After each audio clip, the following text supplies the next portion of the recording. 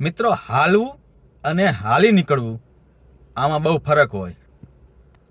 હાલમાં સ્વામિનારાયણ સંપ્રદાયના અમુક લોકો હાલતા હાલતા હાવ હાલી નીકળ્યા છે અને વારંવાર કંઈક ને કંઈક ભગવાનનું અપમાન કરતા રહે છે. હાલમાં જ આપણે એક જોયું કે એમની એક ચોપડીમાં એમને એવું છાપ્યું છે કે દ્વારકામાં ઠાકર નથી, કૃષ્ણ ભગવાન નથી, કૃષ્ણ ભગવાન છે વડતાલમાં.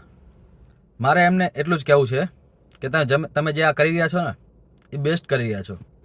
આને આ ચાલુ રાખો, આમને એમ ચાલુ રાખો, હજુ આવો વધુ વિડીયો બનાવો, જેથી જે લોકો તમારા સંપ્રદાયથી આકર્ષિત થઈ રહ્યા છે ને એને સમજમાં આવે કે આ લોકો તો આપણાને એમના સંપ્રદાયમાં ખેંચીને આપણા જ મૂળ સનાતનથી અલગ કરવા માંગે છે અને એનો જ પૂરો પ્રયાસ કરી રહ્યા છે. એ બધા લોકોને સમજમાં આવે. તમે આવું કરશો ને તો જ બધાને સમજમાં આવશે. બાકી અત્યાર સુધી લોકોને આ સંપ્રદાય સાથે કોઈ વાંધો હતો નહીં, પણ ધીરે ધીરે જે રીતે બધું સામે આવી રહ્યું છે ભવિષ્યમાં બધાને વાંધો હશે.